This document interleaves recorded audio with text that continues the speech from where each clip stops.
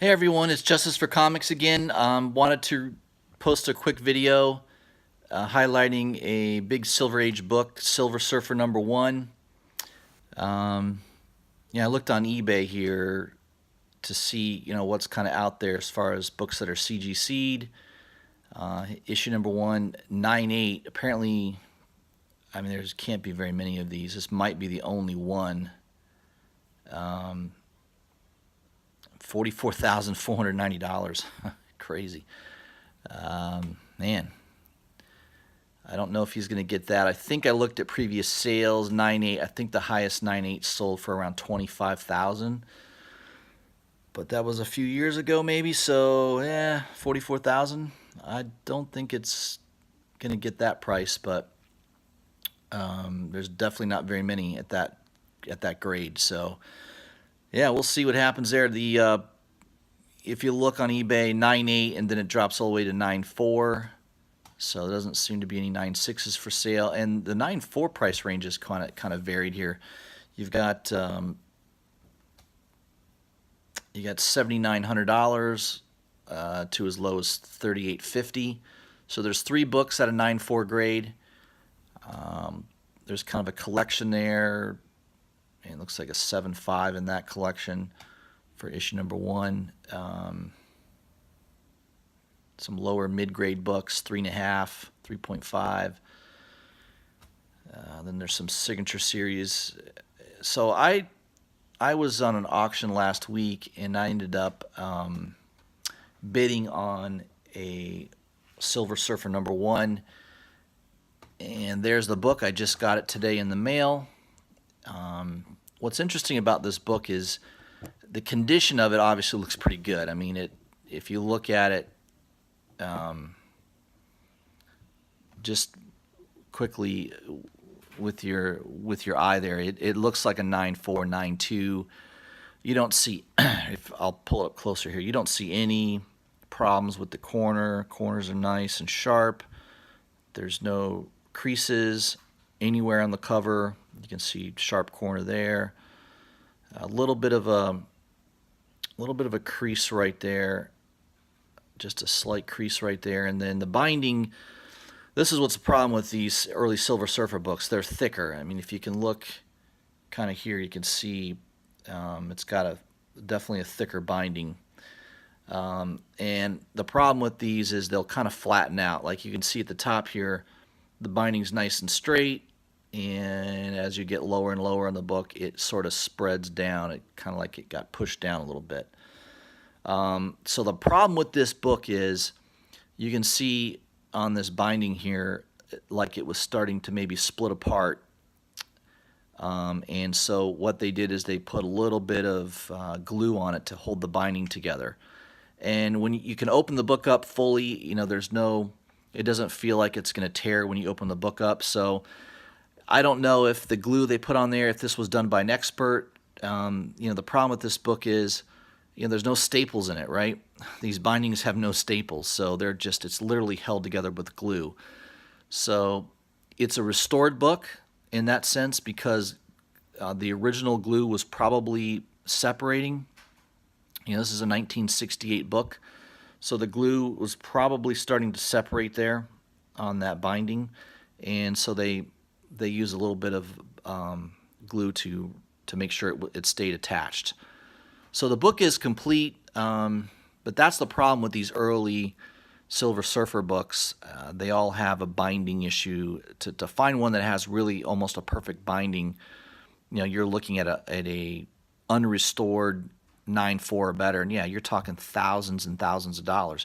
But look at this book. This book presents so well. The colors are fantastic. The edges, there is no spine ticks at all on this book. No spine stress at all on this Silver Surfer #1. There's just a slight, tiny little, it's not even a crease. It's just like it just needs pressed right there. So I was impressed with this book. The interior pages are definitely kind of off-white, cream to off-white, I would say.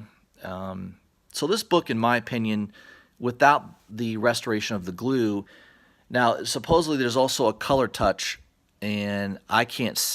That's the problem with color touch. If it's a real slight color touch, you basically have to be a professional grader to probably find it. I couldn't find it. I looked, I opened the book up. I could not really see where, you know, usually on color touch you can see it bleed through the paper, and I really didn't notice where they did that. So, and congratulations to the person that did color touch. They did an amazing job. It's so good that I can't notice it just by looking at the cover here. So I don't know what you guys think about restored books, but very old paintings get restored all the time, and it does not really take away from the value of the painting. Not so with comic books. If I send this in to get graded and it comes back with that purple label, a lot of people don't want a graded book with a purple label. I disagree. I would rather have this book in the condition that it's in with some slight restoration than to have a 5.5 or a 6 graded book, which will go for probably more than I paid for this. And on those books, you're going to have spine stresses, you're going to have creases, maybe you'll have some flaring at the edges. This book has none of that, and I got a great price on it. The guy that sold it to me, he admitted he was hoping to get another couple $100 more than he got for the book. So that sometimes happens when you have auctions with no reserves. You sometimes get a great deal, and if there aren't enough bidders, you can get a good price. And I love raw books. There's some risk to it. You don't know the reputation of the person selling it. They are going to, this guy was honest. He told me that there was restoration. I might have been clued into the fact that there might have been restoration because you can see that on that binding there, it does look like there was some splitting on it originally, and it's now held together with some new glue. So that's kind of common for these older books that have no staples on the binding. So yeah, let me know what you guys think. I think I'm happy with the book. The opportunity to own a book that looks this good for a major Silver Age book that's just has fantastic eye appeal. Normally this would be in the thousands and thousands of dollars, and I paid way below $1,000 for this book. So I love it. I don't know. I just think that's where there's a fantastic opportunity, I think, in the comic book market, is buying raw books that are ungraded and maybe have some slight restoration. And you have a book that looks like a 9.4, 9.2 to me, and I didn't pay, $4,000 or $5,000 for the book. I paid under $1,000. So I know I'm happy with it. I love it. I think it's in great condition, and I don't mind that there's a little bit of glue on the binding, considering the age of the book and the significance of it. So yeah, let me know what you guys think. If what you think about restored versus unrestored.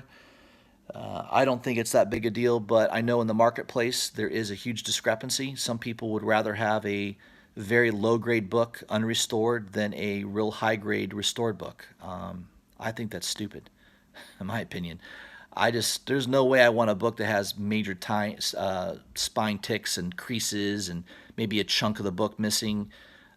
No way. I would rather have a book that looks like this that's been restored. That's just my opinion. But let me know what you guys think. I don't know if you feel the same way or not, but I would love to see your opinions on that. If you haven't already, please subscribe and hit bells for notifications, and hope to talk to you guys soon.